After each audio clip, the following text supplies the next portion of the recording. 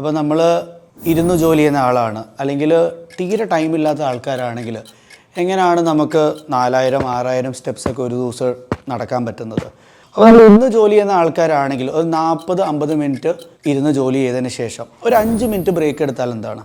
ഒന്ന് റൂമിൽ തന്നെ നിങ്ങൾ അങ്ങോട്ടും ഇങ്ങോട്ടും നടക്കാവുന്നതാണ്.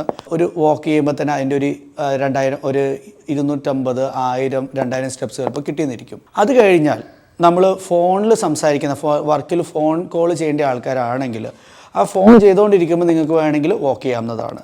അപ്പോൾ അങ്ങനെയും കുറച്ച് സ്റ്റെപ്സ് കിട്ടാവുന്നതാണ്.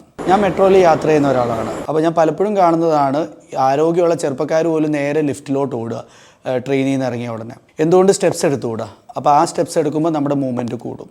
നാലാമത്തെ, ഇപ്പോൾ ഷോപ്പിംഗ് മോളിൽ പോവുകയാണ്.